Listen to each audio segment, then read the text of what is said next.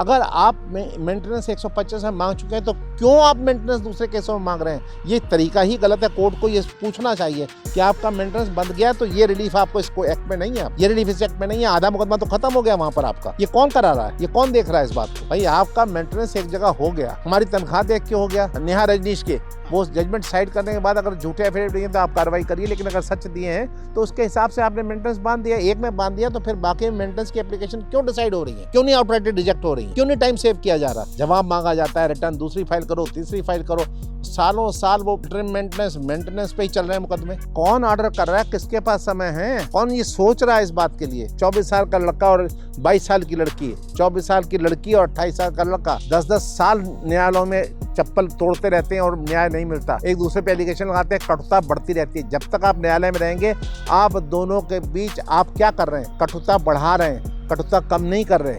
अगर आपने मेरी 2 साल बर्बाद कर दिए तो मेरी कटुता आपसे 10 गुनी बढ़ जाएगी और 2 महीने में निपट जाएगा तो मैं अपने घर सुखी, अपने घर सुखी। एक्सपीडिशियस डिस्पोजल के लिए आपको इसलिए भी एम्फेसिस करना चाहिए कि जल्दी से जल्दी मैट्रिमोनियल डिस्प्यूट करो, दोनों घर जाएं, अपने अलग हो। आप कटुता बढ़ा रहे हैं, एनिमिटी बढ़ा रहे हैं, तो वो सोचता है कि 2 साल से निपटा नहीं, चलो एक मुकदमा इसके ऊपर और करें, चलो एक केस के ऊपर और करें। ये क्या है? ये न्याय व्यवस्था है? क्या आप इस व्यवस्था में जी रहे हैं? आपका विश्वास क्या इस व्यवस्था में होना चाहिए? और हम सब इसके लिए जिम्मेदार हैं। मैं अपने पेशे के लोगों को और जुडिशियल सिस्टम को भी इसका दोषी मानता हूँ।